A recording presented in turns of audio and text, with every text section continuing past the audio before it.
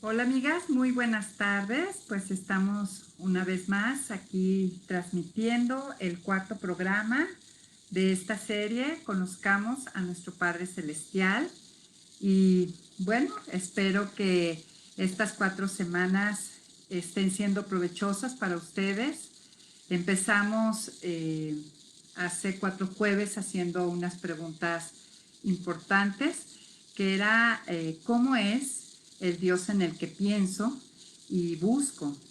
¿Es el Dios que revela las escrituras o es el Dios de mi imaginación? ¿O uno que he creado de acuerdo a mis costumbres, a mi cultura, a mi crianza, de acuerdo a mis necesidades, a mi manera particular de ver la vida? Quizás un Dios hecho a mi imagen y semejanza, porque veíamos que si no es el Dios que se revela en la Biblia, pues es un Dios de mi imaginación, así le hemos llamado, y finalmente esto es idolatría. En Oseas 4:6 nos dice el profeta, inspirado por Dios, es un mensaje al pueblo de Israel que dice: mi pueblo se pierde por falta de conocimiento. Y así es, quizás mucho del pueblo de Dios actualmente, aún siendo sus hijos, aún siendo redimidos, aún siendo llamados, escogidos, regenerados, están extraviados.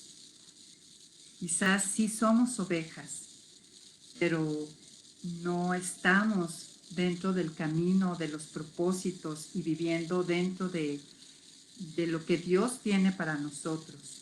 De hecho, también Jesús dijo: mi pueblo se pierde por falta de conocimiento.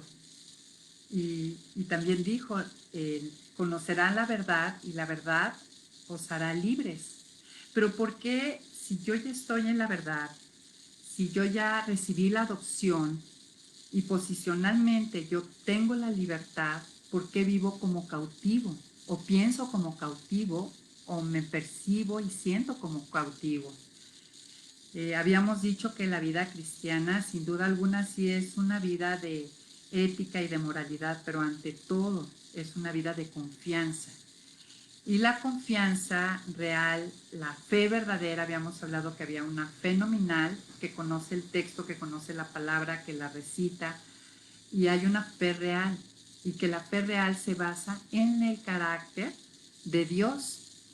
Pero cuando el pueblo de Dios ha estado tan enfocado, tan ensimismado, y ha puesto al hombre al centro de la iglesia, de la predicación, y se ha evocado, nos hemos intoxicado, por así llamarlo, de la filosofía actual, del humanismo y el autoconocimiento, quizás eso responda a que hemos conocido la verdad y en la práctica realmente no vivimos totalmente libres. También quizás a esto se deba que la falta de conocimiento de Dios es que nos tenga perdidos, extraviados.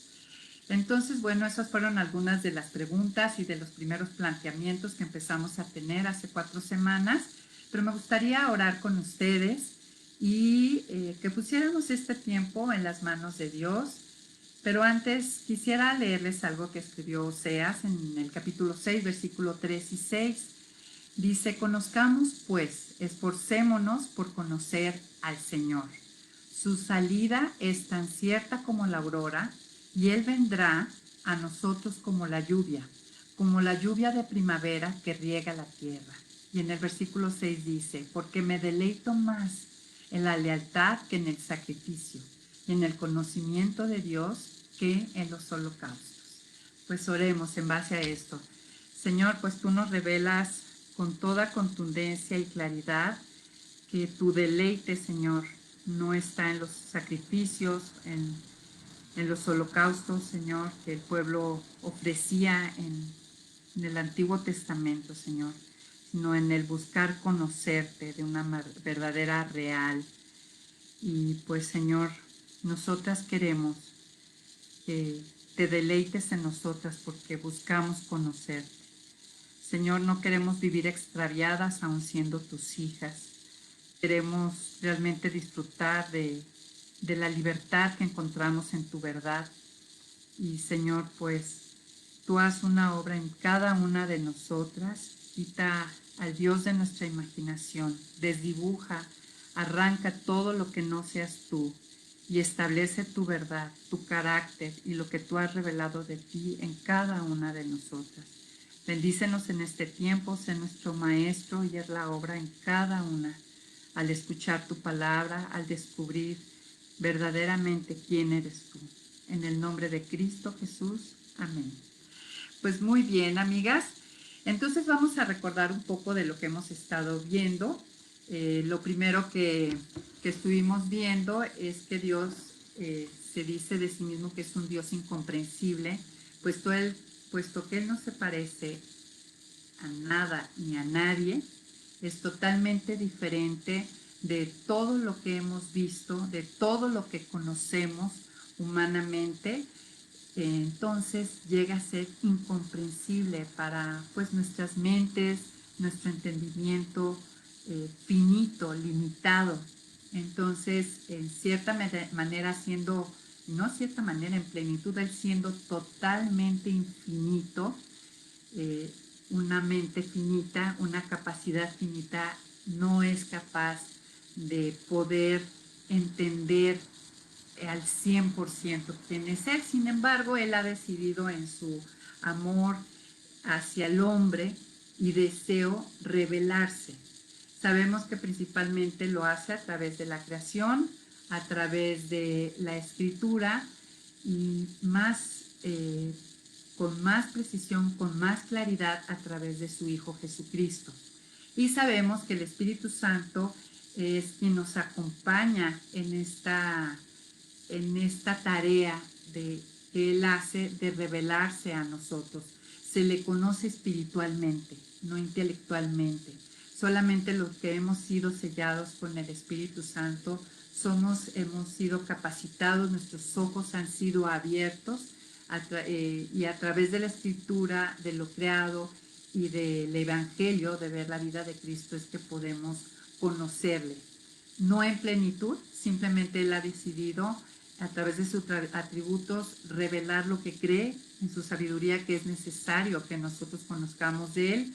También vimos que nuestro Padre es una persona, no es una celda de energía flotando por ahí, personal. Él es una persona.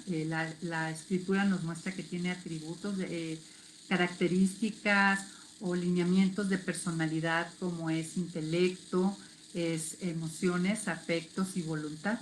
En la escritura vemos una y otra vez que Dios muestra de sí mismo estas tres cosas y nosotros fuimos hechos a imagen y semejanza suya con estas mismas propiedades precisamente para poder entablar una relación con Él. De hecho, de todo lo creado, de todo lo que podamos ver, solamente al hombre le ha dado esto. Y ese es el gran privilegio que nosotros tenemos. Entonces, pasar una vida sin verdaderamente conocerlo, amigas, es perder el poco, la meta importante de la existencia, que es conocerlo y disfrutar de él para siempre. También vimos que nuestro Padre Celestial es espíritu, que nuestro Padre es uno y se refiere tanto a que fuera de Él no hay Dios, solamente hay un Dios y es el Dios que se ha revelado en la Escritura y se ha revelado al mundo y lo ha mostrado en el mundo antiguo y en el mundo actual, amigas. Se ha revelado con mucha claridad y también habla de que es uno en que es simple, no está formado por partes, todo lo que Él es lo es de una sola pieza. También es un Dios trino que nos habla de que son tres personas a la vez, distintas y distinguibles, pero con una misma esencia. La Trinidad realmente, aunque el hombre se ha esforzado por explicarla, diciendo que es como el agua, el vapor, el hielo, líquida, pues digo que es como un huevo, que es la clara, el cascarón y la yema. Realmente la Trinidad no puede ser comparada con nada porque no hay nada de lo que existe con lo cual pueda ser comparada. Pero así es, tres personas diferentes, distinguibles, cada una de ellas con una misma esencia, trabajando en unidad, ¿sí? Siempre de acuerdo, siempre digamos en un mismo sentir. También vimos que ya más propiamente la semana pasada vimos que Dios es autoexistente, autosuficiente y eterno. ¿A qué se refiere la autoexistencia? Pues que Dios no tiene origen, nadie lo dio a origen, Él no tiene comienzo, al contrario, Él es el que da origen a todas las cosas, Él es el que da comienzo a todas las cosas. De hecho, en Génesis 1:1 Él comienza revelando esto, que Él es el creador y que de hecho es trinitario, habla de Dios en plural. De esto hablamos la semana pasada y vimos que la relevancia de entender la autoexistencia de Dios, que Él no tiene origen, sino que Él es el que da origen, es de mucha relevancia para nosotras, porque entonces nuestros problemas, nuestras soluciones son de carácter teológico. De ahí la relevancia y la importancia de que nos adentremos en el estudio de él. De hecho, habíamos dejado de tarea que al leer textos bíblicos, el hombre pues siempre ha estado buscando Dios qué tiene para mí, qué me dice a mí. Y realmente, sin duda, se trata de nosotros, pero habíamos dejado una tarea de al leer el texto buscar qué me revela de él, qué me dice, cómo impacta mi vida lo que revela de él, cómo me hace más fuerte, tener más confianza y bueno, este tipo de preguntas. Y hablábamos de la relevancia que tiene la autoexistencia de Dios y que Él es el que da origen, es que todas las respuestas a mis problemas y las soluciones son de carácter teológico, estábamos diciendo. Por otro lado, entender que Él es el autoexistente y el que me da origen a mí, me ayuda a contestar la pregunta ¿quién soy? Todo el ser humano en todas las épocas se ha hecho estas preguntas sumamente importantes. ¿Quién soy? ¿De dónde vengo? ¿A dónde voy? ¿Cuál es mi propósito? De manera callada o a veces a gritos, la humanidad hace estas preguntas. Y en Dios, en el conocimiento de Dios, entendiendo de dónde venimos, de dónde es nuestro origen, es que hayan respuesta. El saber quién soy va directamente a mi identidad, que también estuvimos hablando, lo trascendente e importante de una identidad correcta. También vimos que entender la autoexistencia de Dios está relacionado con el pecado, en el sentido que cuando yo no entiendo provengo, yo me siento en el trono que solamente a Él le corresponde. Y la esencia del pecado, amigas, de transgredir los límites que Dios ha establecido con toda claridad en su palabra, tiene que ver con esto, que nosotras nos hemos sentado en el trono que solamente por derecho, por ser el autoexistente, a Él corresponde. También vimos en cuanto a la autosuficiencia, es que ahí entendimos que Él no necesita nada, Él es el único ser que es completo en sí mismo. Él está 100% satisfecho en sí mismo. Al contrario, Él es el que sustenta todas las cosas, veíamos ahí en Colosenses. Él es el que sustenta, el que permite que las cosas sigan. Y bueno, eso me era trascendente para mí, para entender que es absurdo pensar en mi autosuficiencia. Mi vida está sustentada por Él, está diseñada por Él como el creador y sustentada por Él, por ser Él el autosuficiente. Entonces me lleva a entender, me debe de arrojar a una dependencia de Él, a una confianza, a recibir de Él, a no andar por mí misma en la vida, ¿no? A lo mejor por eso, aunque he escuchado la verdad, no soy libre, a lo mejor por eso yo me he perdido, ¿no? Por la falta del conocimiento y el entendimiento del significado de este conocimiento, que habíamos dicho que cuando entendemos el significado de lo que la palabra dice acerca de Dios, hay algo que se le podría llamar como iluminación, que ha pasado de la mente al corazón. Eso también lo vimos en la clase pasada y también vimos que Dios era eterno. Y bueno, esa fue una idea increíble, ¿no? Entender qué es la eternidad de Dios. La eternidad de Dios me dice que Él no tiene presente, pasado, o sea, Él no tiene tiempo. Dios está aparte del tiempo. Él vive en un permanente presente, siempre ha estado. Y explicábamos con esta hoja blanca que se extiende infinitamente, pensando en la eternidad de Dios, pudiéramos entenderla así, y dibujar una pequeña línea en medio de esa hoja blanca que se extiende infinitamente, ese sería el tiempo. Y Dios abarca, el tiempo está en Dios, pero Dios no está en el tiempo.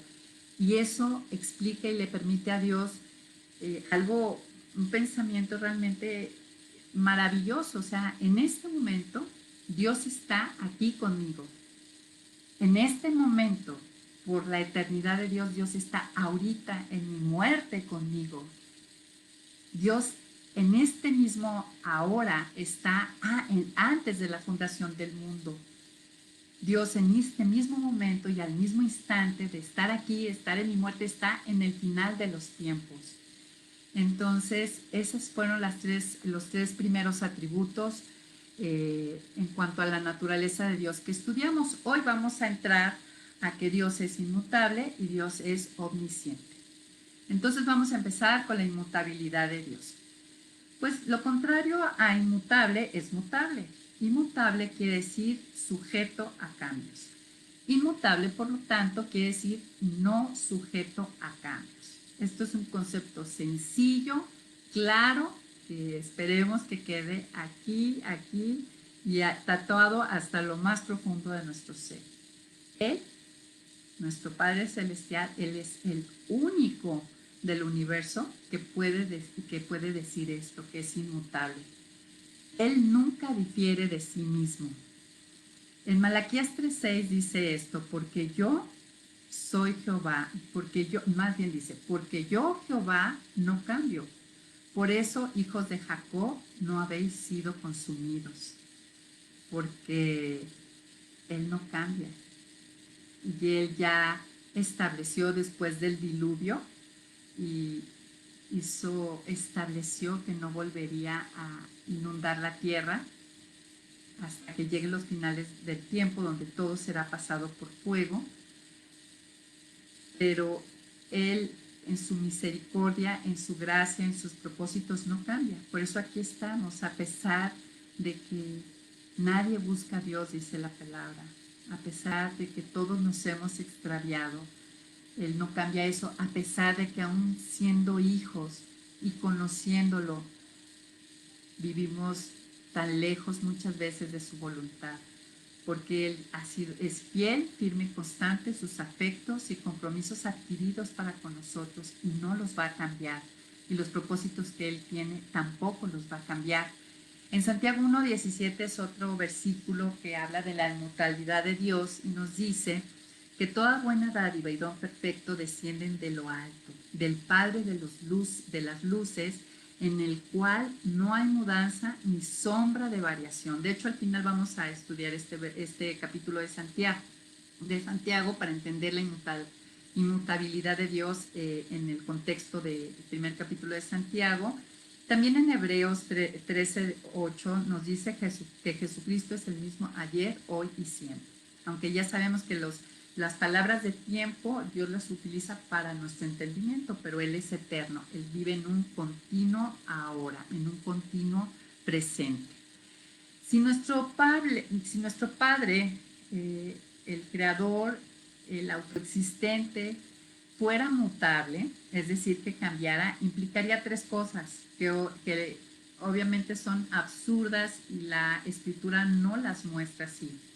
Implicaría de que Él puede ir de peor a mejor, de peor a mejor, o sea, que podría mejorar, o al revés, podría desmejorar de mejor a peor, que Él debería de cambiar de clase a otra clase. Las tres opciones no se presentan en las Escrituras. Dios no puede mejorar más de lo que Él es, ni puede dejar de ser lo que ya es, ¿no? La explicación de por qué Dios no cambia es porque Él es infinito. Es uno de los atributos que vimos, que no tiene límite, no tiene frontera, no tiene medida. Él es infinito. Se extiende y se extiende, digamos, ocupa infinitamente todo. Y su carácter o su atributo de infinito lo hace perfecto, porque todo lo que sea que Él es, lo es infinitamente. Y de hecho, Él es infinito en todo. Esto conlleva que todos sus atributos sean de manera infinita. Es decir, todo lo que Él es, amor, sabiduría, misericordia, gracia, fidelidad, santidad, justicia, todo lo que Él es, lo es de manera infinita. Por ello, Él no puede cambiar, Él no puede mutar, porque Él ya al ser infinito no puede disminuir ni puede aumentar. Él ya es infinito. Eh, por decirlo, si hablábamos de su omnisciencia, Él no sabe casi todo. Él sabe todo por su misma característica de infinito. La mutación, los cambios pertenecen al mundo caído, pero Dios nuestro Padre es inmutable. Esto hay que entenderlo y establecerlo. De hecho, Carlos Wesley dijo algo maravilloso. Dice, y todas las cosas mientras cambian, proclaman que el Señor es eternamente el mismo. De hecho, se establece y parece una roca inamovible más su inmutabilidad ante todo lo demás que siempre está cambiando continuamente. Todo cambia todo el tiempo, todo se está moviendo. Para un lado mejorando, empeorando, pero todo va cambiando en toda la creación.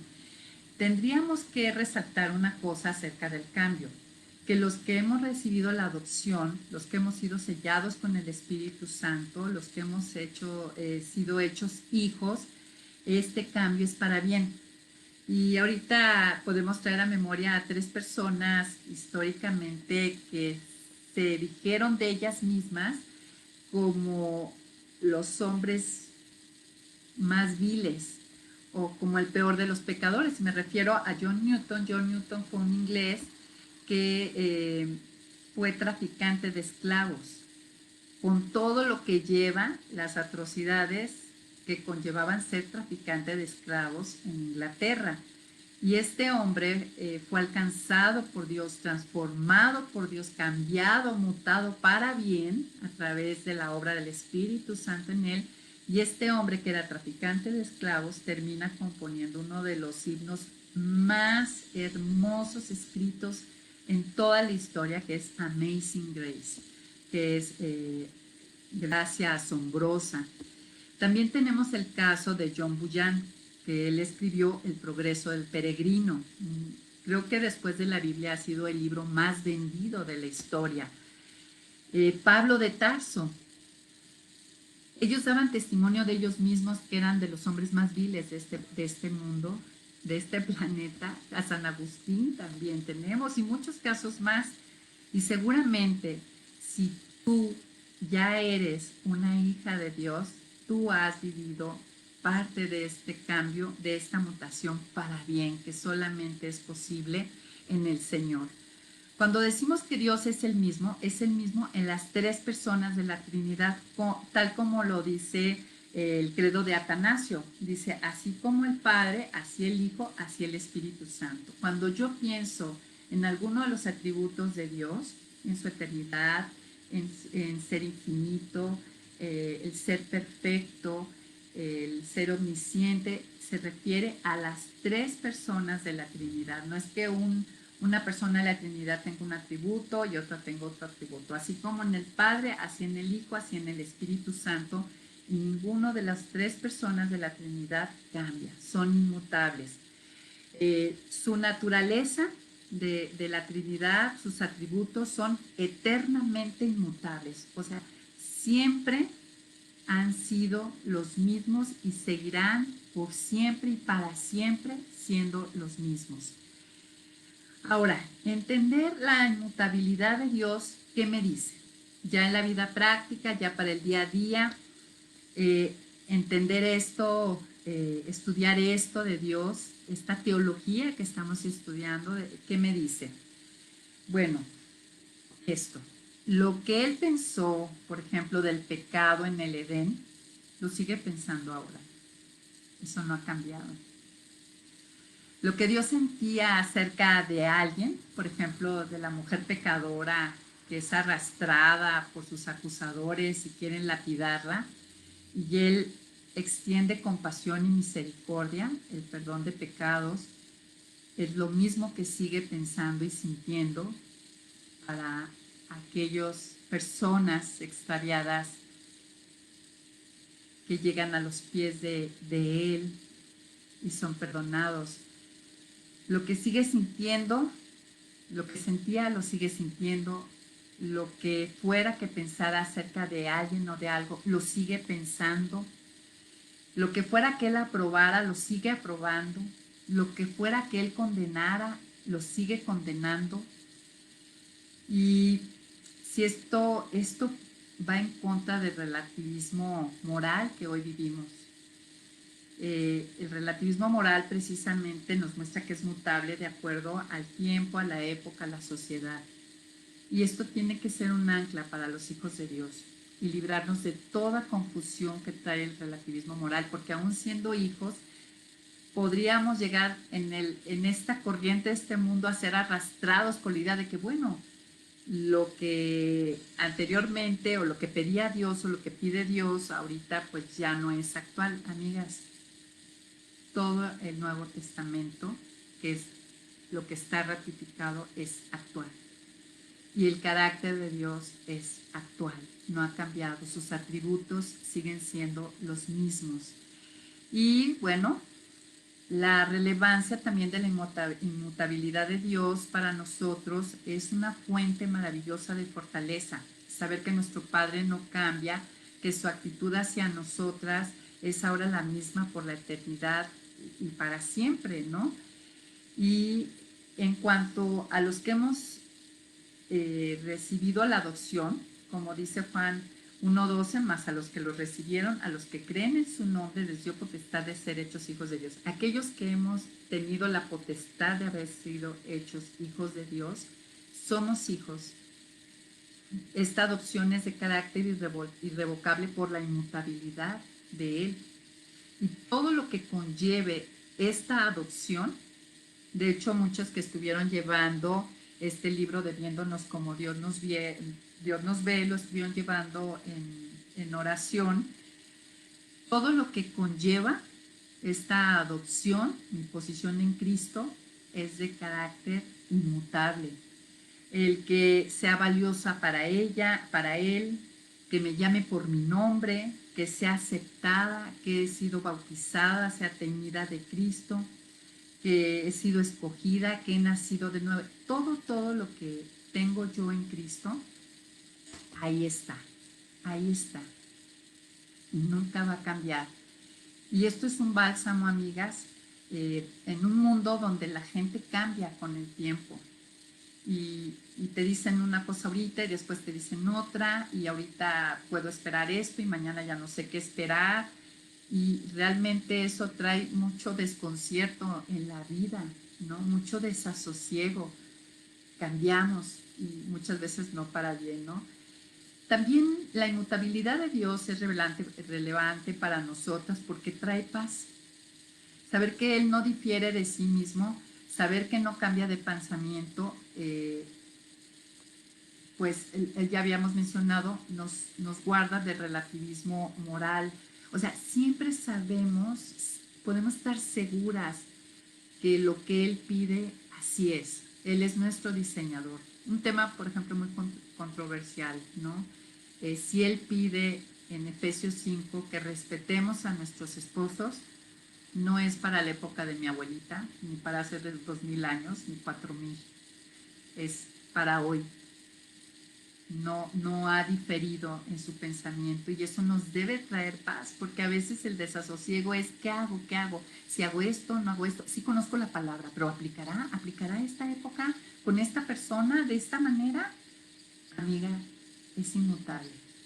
El consejo de Dios es el mismo.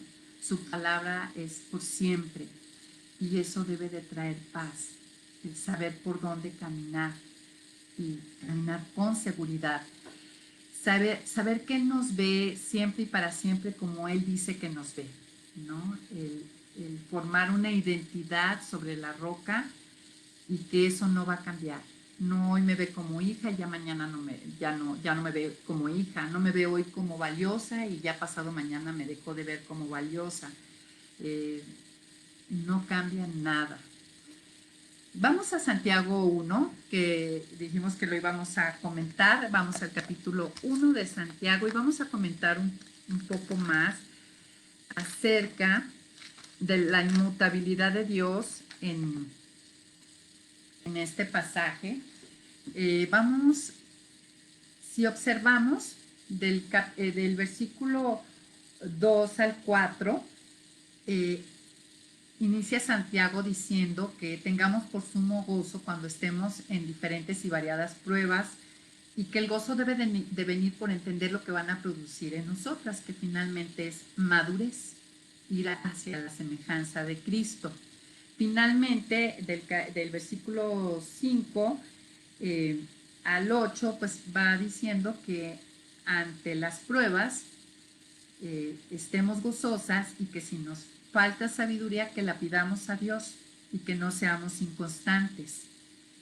Esa es la actitud ante las pruebas, ¿no? Por otro lado, ya del versículo 13 al 16, nos explica acerca, en el contexto de las pruebas, de que no nos confundamos cuando estemos viviendo situaciones de tentación o consecuencias por la tentación, ¿no? Y explica que Dios no tienta a nadie ni puede ser tentado por el mal. Y ya para el versículo 16, muy tranquilamente dicen, por favor, hermanos, no yerren, no se equivoquen, no se confundan, no cometan este error. Y ya es en el versículo 17, que es el que habla de la inmutabilidad de Dios, dice, toda dádiva buena y don perfecto procede de lo alto, desciende del Padre de las luces, en quien no hay cambio alguno ni sombra de variación. Él es quien por su voluntad nos hizo nacer por medio de la palabra de verdad, para que fuéramos las primicias de sus criaturas. Entonces, ¿qué nos dice? No se confundan ante las pruebas o las tentaciones, y sobre todo sobre las tentaciones, porque es el texto inmediato, no provienen de Dios, no provienen de Él no está tentando. Y lo que a ustedes les toca, Él no ha, y dice, y Él no ha variado. De Él viene lo bueno. Y su amor es un amor que lleva a madurez. Después vamos a hablar acerca del amor de Dios como atributo y vamos a entender esto más profundamente. Pero sí nos llega a pasar cuando estamos en situaciones y pensamos, si Dios me la está mandando, ¿por qué lo hace? Él es malo, Él es bueno, puedo confiar en Él. Estos son pensamientos de hombres que han humanizado a Dios. La escritura es clara, no te confundas. Él no ha cambiado, y de Él podemos recibir únicamente lo bueno dentro de su sabiduría, que es lo que vamos a ver la próxima semana. Y su voluntad es que nos hizo renacer al escuchar la palabra, para que fuéramos las primicias de sus criaturas. Las pruebas finalmente nos van a llevar a madurez, tienen una utilidad, y es donde Romanos dice, a los que aman a Dios todas las cosas vienen a bien, porque a través de su espíritu todo eso va a ser materia prima para forjar el carácter de Cristo en cada una de estas primicias de sus criaturas, y poder ser embajadoras y cartas de presentación.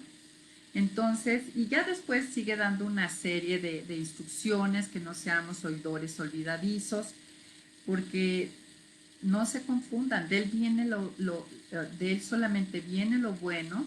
Ustedes han sido llamados con un propósito, y el propósito es finalmente que tu vida sea para la gloria de Dios.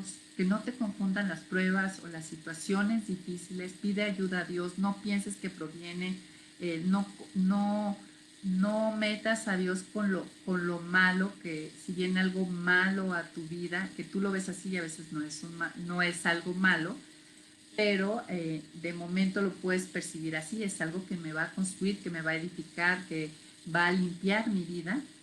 Dice, no te confundas, de Dios no ha cambiado y únicamente su propósito no ha cambiado y es construirte a la imagen de su Hijo. Eso por un lado en cuanto a entender la inmutabilidad de Dios dentro de Santiago. Luego quisiera que me acompañaran a Hebreos 13, si tienen por ahí. Vamos a ver otra cosa sobre la inmutabilidad de Dios en Hebreos 13, del capítulo 7 al 9. Aquí estamos, Hebreos 13, capítulo 7 al 9. Vamos a ver qué nos dice aquí. Acuérdense de sus dirigentes, que les han hablado la palabra de Dios, considerando el resultado de su manera de vivir, imiten su fe. Jesucristo es el mismo ayer, hoy y siempre. No se dejen llevar por doctrinas extrañas y diversas, porque es bueno que afirmemos nuestros corazones con la gracia, no con alimentos que nunca han aprovechado a los que se han ocupado de ellos. ¿De qué habla aquí? Dios no cambia, es inmutable. No nos dejemos llevar por doctrinas y enseñanzas diversas, ajenas al Evangelio y ajenas a lo que Dios ha revelado. Dios no ha cambiado, ¿no? Y sobre todo aquí habla en cuanto a la gracia. Todo lo que hemos recibido es un favor no merecido y debemos de entenderlo así. Y no tenemos que, aquí habla sobre todo de las personas que están viendo el privarse de alimentos. Dice, no con alimentos que nunca han aprovechado a los que se han ocupado en ellos. Está hablando de que es por medio de obras, ¿no? Y pues este no es el caso. También Dios es inmutable. No él, lo que ha dicho, lo que ha establecido, así es y será. No dejemos que doctrinas de este mundo, filosofías extrañas, ajenas a la verdad, nos extravíen. También vemos la inmutabilidad de Dios, vamos a entender la inmutabilidad de Dios en Hebreos 6, del 13 al 15, amigas, si me acompañan. Hebreos 6, miren, ya lo tenía y lo volví a sacar. Hebreos 6, vamos a leer del 13 al 15. Dice, porque cuando Dios hizo la promesa a Abraham, puesto que no había otro mayor que él por quien jurar, juró por sí mismo, diciendo, en verdad te bendeciré y ciertamente te multiplicaré. Y así, habiendo él sido paciente, recibió la promesa. ¿De qué nos habla? Aquí habla de la promesa que le dio a Abraham y que Abraham habíamos dicho que creyó a Dios, a la persona. Pero porque le creyó, pudo esperar pacientemente, por saber, por habérsele revelado Dios con toda claridad, que él supiera quién le daba esa promesa, es que él pudo esperar pacientemente, y vaya que esperó pacientemente. Nosotros podemos ver la historia de Abraham, y nosotras, amigas, saber que Dios no cambia, lo que él ha prometido nos debe de llevar a esperar pacientemente. Muchos de los errores que cometemos es precisamente la impaciencia que tenemos ante las cosas que esperamos de Dios.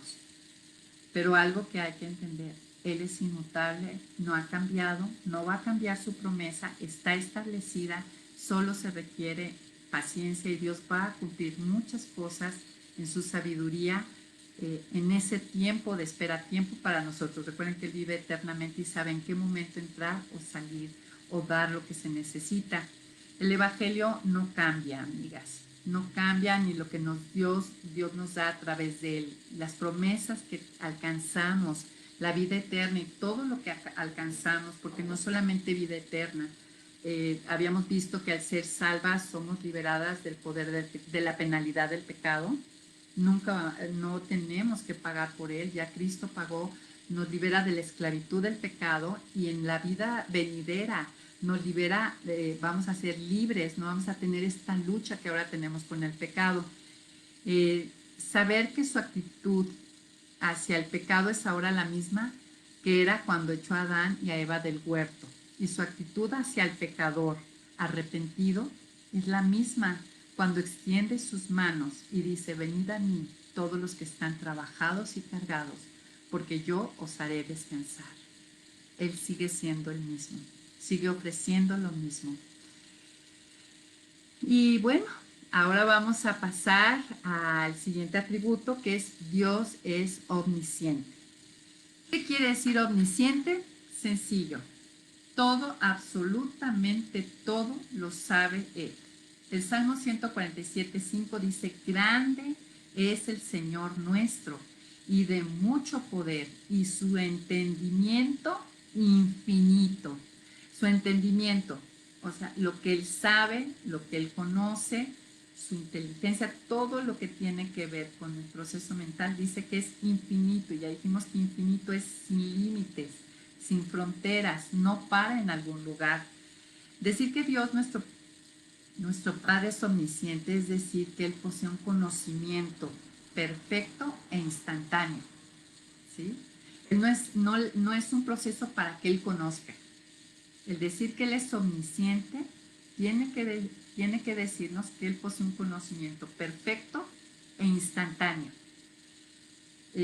Porque finalmente Él es infinito en todo lo que Él es. Ahorita vamos a entender cómo los demás atributos que hemos visto sustentan y explican la omnisciencia de Dios.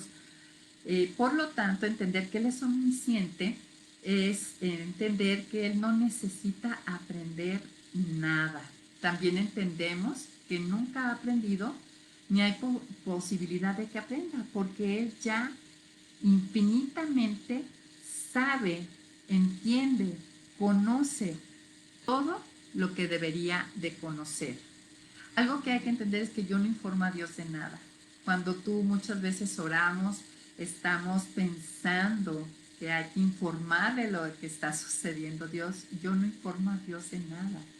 Él es omnisciente. Las escrituras señalan una y otra vez que Dios lo sabe todo.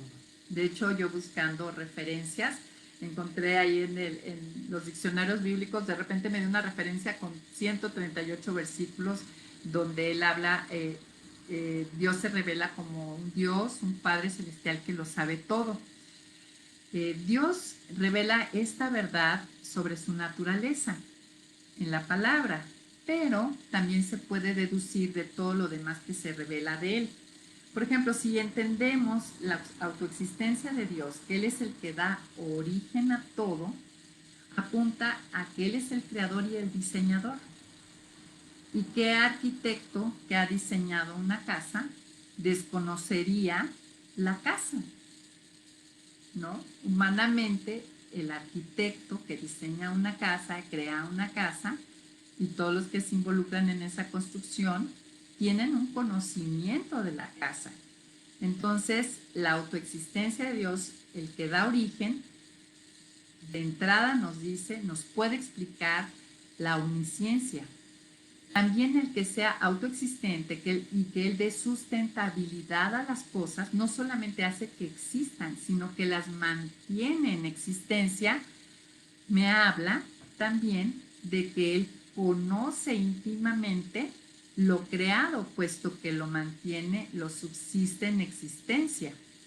El hablar de su infinitud, de que Él es todo lo que Él sin límites, pues también me lleva a inferir de su omnisciencia.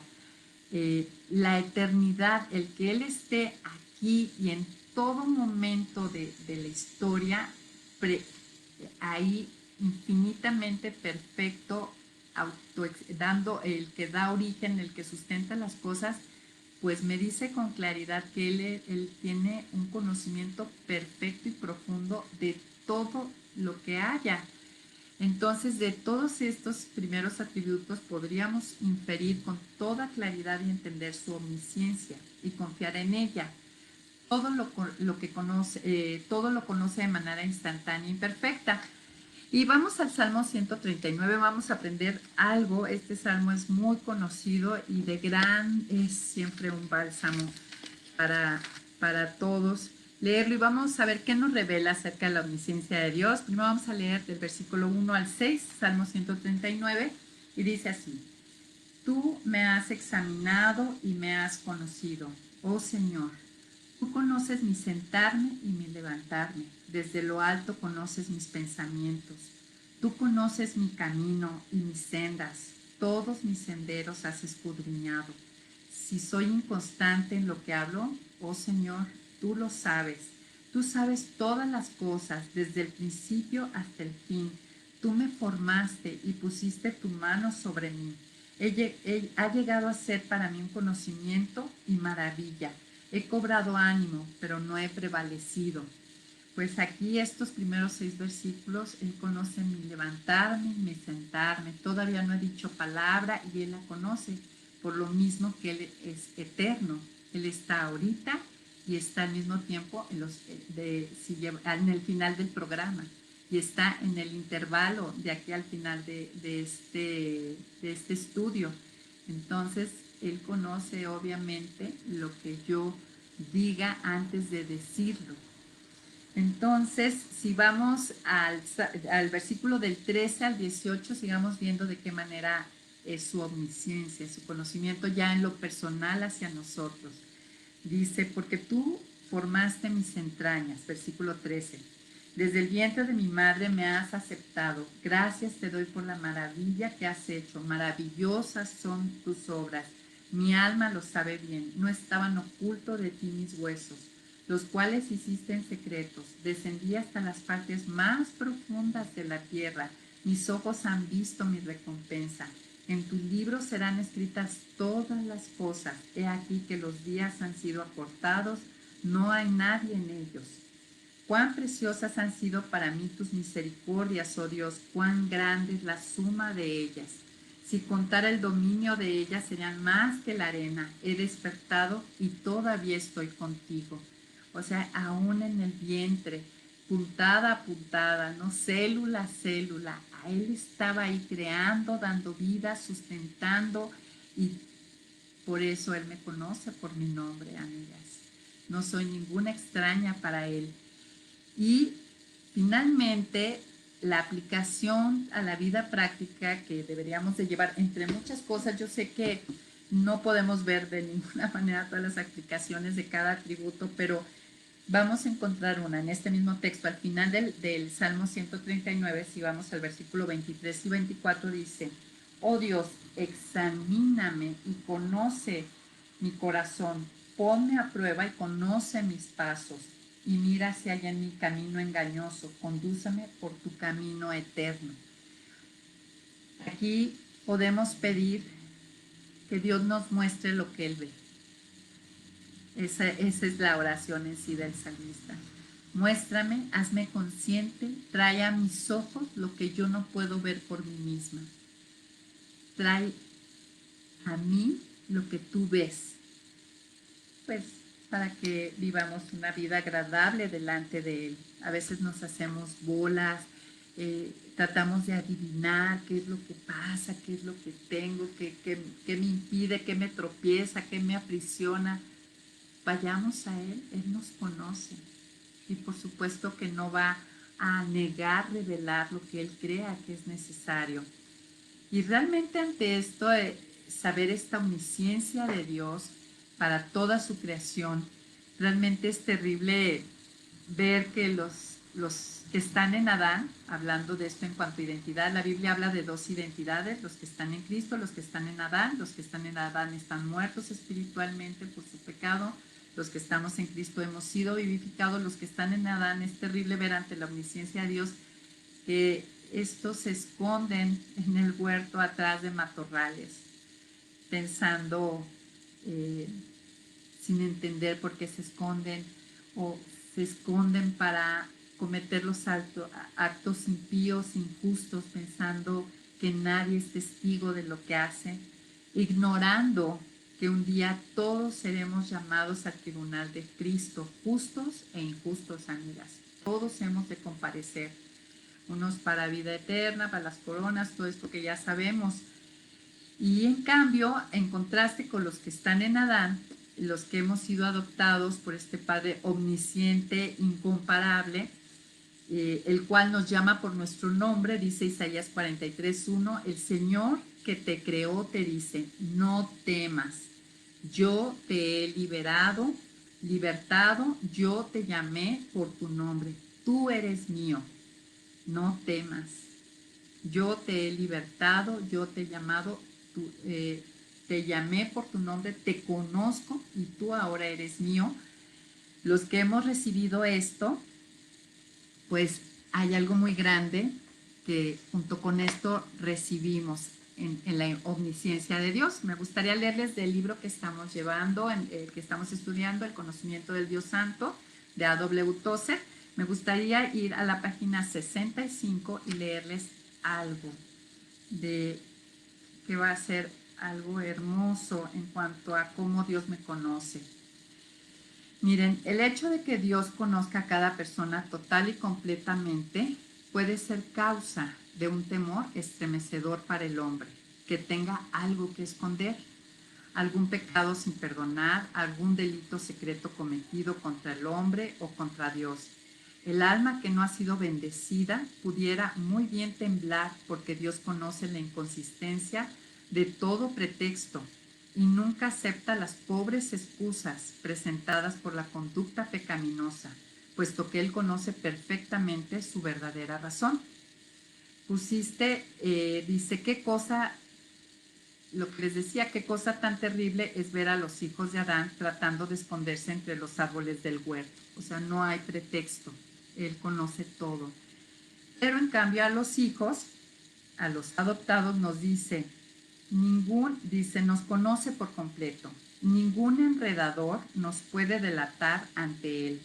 Ningún enemigo puede ser que valga su acusación. Ningún pasado vergonzoso puede salir dando tumbos de algún escondido rincón para humillarnos y revelar nuestro pasado. Ninguna debilidad insospechada de nuestra personalidad puede salir a la luz para hacer que Dios se aparte de nosotros, puesto que Él nos conocía por completo antes que nosotros lo conociésemos a Él y nos llamó a sí mismo con pleno conocimiento de todo lo que existía en contra nuestra. No hay, si bien a veces en esta vida los que hemos tenido pasado pudiéramos tener algún temor de que saliera a la luz delante de algunas personas y que estas personas se decepcionaran y demudaran su rostro contra nosotros y dejaran de aceptarnos, esto es algo que nunca va a pasar con el que nos ha llamado para redimirnos, perdonarnos, lavarnos, hacernos nacer de nuevo y adoptarnos.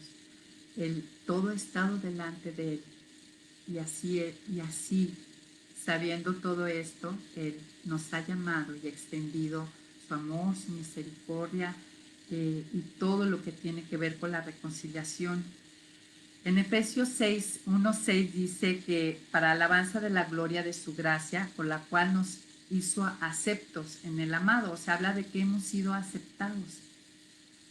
Aún conociéndonos, no nos aceptó porque solamente Él desconocía que hay ciertas partes oscuras y tenebrosas en cada uno de nosotros. Él nos ha aceptado en el amado con pleno conocimiento absoluto y profundo de todo lo que somos, hemos sido y seremos. Y esto debe de traer un gran consuelo. Finalmente, ¿qué quiere decir ser aceptado? Así la palabra aceptar significa recibir voluntariamente y con agrado, aprobar o dar por bueno. O sea, tenemos palomita delante de Él. A la luz de estas verdades, la omnisciencia de Dios me debe de dar seguridad, confianza y reposo, amigas. El más importante ya me aceptó. Nosotras desgastamos aquí nuestra vida e invertimos mucha energía para ser agradables y ser aceptadas por los demás. Muy probablemente nuestros padres hermosos pero limitados y nosotros a la vez como padres damos este mensaje equivocado de que no aceptamos a nuestros hijos y a la vez nosotros a lo mejor no nos sentimos a veces aceptados en muchas cosas, pero el que se levanta por encima de nuestros padres terrenales y el que se levanta por encima de nosotras, las que ya somos padres, es el Dios perfecto, que para Él somos completamente aprobadas en el amado, y esto debe de traer un gran descanso al corazón. Saber que el más importante me ha aceptado, me da por bueno y me recibe con agrado. Otra cosa para tomar en cuenta en cuanto a la omnisciencia de Dios, amigas, me gustaría que fuéramos a Hebreos 4, capítulo 4, del versículo 12 al 16. Vamos a leer algo que es un versículo, yo creo que de los más favoritos para todas las que le conocemos, y voy a leer. Hebreos 4, del versículo 12 al 16, dice: porque la palabra de Dios es viva y todo lo inspecciona, y es más cortante que una espada de dos filos, y penetra hasta la división del alma y del espíritu, de las coyunturas, la médula y los huesos, y juzga las intenciones y las reflexiones del corazón. Y no existe cosa creada que esté oculta delante de ella, sino que todas las cosas están descubiertas y reveladas ante los ojos de aquel a quien vamos a dar cuenta. Por tanto, puesto que tenemos un gran sumo sacerdote, Jesucristo, el Hijo de Dios que ascendió al cielo, tomémonos firmemente de la enseñanza, porque no tenemos un sumo sacerdote que no pueda compadecerse de nuestra debilidad, sino que tenemos uno que fue tentado en todo como nosotros, pero sin pecado. Acerquémonos pues confiadamente al trono de la gracia para recibir misericordia y hallar gracia para ser auxiliados en tiempo de aflicción. Aquí vamos. Dice que la palabra es viva y todo lo inspecciona. Y obviamente se refiere aquí. Esto nos revela lo que hay dentro de nosotros. Pero también el verbo encarnado, o sea, también se refiere a la vez a Dios. Y dice el versículo 10, o el 13, y no existe cosa creada que esté oculta delante de ella, de la palabra y de Dios, que es a la vez es la palabra viva, Jesucristo, sino que todas las cosas están descubiertas y daremos cuenta, amigas. A la luz de esta verdad, por eso dice, puesto que vamos a dar cuenta y todo está delante de la omnisciencia de Dios, entendamos que tenemos un sumo sacerdote que es capaz de compadecerse, que está hoy, es Jesucristo, está sentado hoy a la diestra de Dios intercediendo por mí. Y vayamos y busquemos ayuda, auxilio, ayuda oportuna en la necesidad, y recibamos favor inmerecido, amigas, gracia, misericordia. No vivamos descuidadamente. Si Dios lo sabe todo, si está enterado de todo, no podemos vivir descuidadamente y pensar que a Dios se le va a ir de la mirada a las cosas, y un día vamos a estar ahí cara a cara dando cuentas de la vida. Entonces echemos mano de este sumo sacerdote. De hecho, Eclesiastés 12:14 nos dice: porque Dios traerá toda obra a juicio, juntamente con toda cosa encubierta, sea buena o sea mala. La omnisciencia de Dios me da corrección, me debe de dar corrección, entender la omnisciencia de Dios, que Dios lo sabe todo, y que al ser eterno lo sabe todo, porque al ser eterno está en todo momento, me debe de dar corrección. Si Dios sabe todo y está en todo, y daré cuentas, ¿cómo debo de actuar? ¿Cómo debo de actuar? De hecho, muchas de las, dice la Biblia, los impíos buscan la oscuridad, que nadie los vea para hacer muchas cosas, pero no hay oscuridad que nuble el conocimiento de Dios, mucho menos de sus hijos. Si del impío delante de Dios está todo, de los hijos también. No nos autoengañemos. Pues, ¿qué conclusiones sacamos de este día, amigas? En cuanto a la inmutabilidad de Dios, yo espero que ustedes mismas puedan sacar sus conclusiones, sus aplicaciones prácticas, pero aquí vamos a pensar en algunas juntas. La inmutabilidad de Dios, mi Padre, me dice que Él no cambia en ningún renglón de su ser. Número 1. lo que ha dicho, lo que ha sentido, lo que Él espera, sus propósitos, lo que Él aprueba, lo que Él desaprueba, permanecerá eternamente, estará eternamente. Lo que Él es, lo es eternamente y en infinitud. Y esto me dice que Él es perfecto. Por eso por eso dice, de hecho, en Romanos 12:2, que su voluntad es buena, agradable y perfecta por su omnisciencia. Si Él es perfecto, es confiable, totalmente confiable. Él no cambia, hoy no está de buenas, hoy dijo una cosa, luego se retracta. O sea, tú estás en firme con Él. Tú estás en firme con Él en todo momento. Estás sobre una plataforma de inamovible, de gran tonelaje de concreto. Es la roca firme. Si voy a saber perfectamente qué esperar de Él y también puedo saber perfectamente qué espera Él de mí. Él lo expresa muy claramente en su palabra. Entre otras cosas, 2 Corintios 5, dice que soy embajadora y que todo el que ha nacido de nuevo, el que es nueva criatura, es ministro de reconciliación. Y que es como si Dios suplicara por medio de nosotros al hombre, reconcíliense con Dios, entre muchas cosas más que Él espera de nosotras. Y otra cosa importante al saber que Él no cambia es que yo debo de aprender a esperar pacientemente sus promesas. Yo debo de aprender a esperar pacientemente sus promesas. Si yo entiendo que Él no cambia.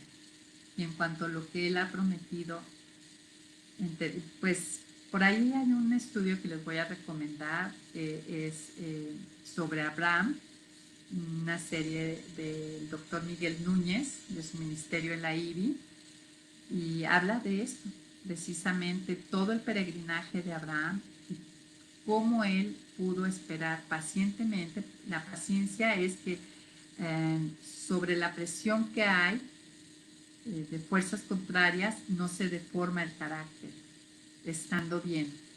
Entonces, por otro lado, la omnisciencia de Dios me dice que Él conoce todo perfectamente y al instante, ¿no?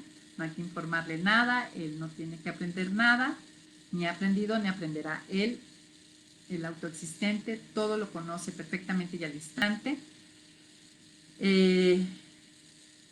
Recordar que en esta omnisciencia Él me acepta. En esta omnisciencia Él me acepta. No hay sorpresas, no hay decepciones. Él sabe perfectamente quién soy, quién he sido, quién seré. Y Él en Cristo me acepta, me da por bueno, palomita para Él. En Cristo así soy y eso no va a cambiar. Y como hija, en mi posición de hija, tiene que traer una gran confianza, estabilidad y reposo a mi vida.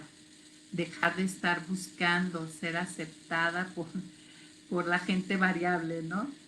También puedo arrojarme totalmente en obediencia a su voluntad. Él sabe más que yo. Él sabe más que yo, amigas. Él me diseñó. Él me sustenta. Él hace que mi vida subsista. Si alguien sabe cómo debo de actuar, es Él. Entonces, bueno, amigas, esto espero que ustedes puedan sacar más aplicaciones. Realmente es una pequeña probadita. Nos veremos el próximo jueves al cuarto para las 9 de la mañana. La próxima semana estaremos viendo que Dios es sabio, omnipotente y omnipresente. Y bueno, me gustaría terminar con una pequeña y breve oración, dando gracias por este tiempo y por todo lo que el Señor nos ha revelado. Señor, pues te damos muchísimas gracias, Padre, porque tú estás haciendo en nosotras, expandiendo nuestro entendimiento acerca de ti, Señor. Sabemos que tu palabra es viva y no regresa vacía, Señor. Realmente establece tu verdad en cuanto a ti, Padre. Ayúdanos a vivir una fe real, vidas que te agraden y que glorifiquen tu nombre, Señor. Ayúdanos a salir del centro de nuestras vidas y a ponerte a ti, y que realmente cada día vayamos a tu palabra buscando conocerte. No queremos perdernos, queremos vivir en la libertad que nos ha dado Cristo. Y Señor, pues bendícenos durante esta semana, que nuestra mente esté llena de ti y pues tráenos con bien la próxima semana. En el nombre de Cristo Jesús. Amén. Pues muy bien, amigas, les mando un abrazo y aquí estaremos la próxima semana. Bye, bye.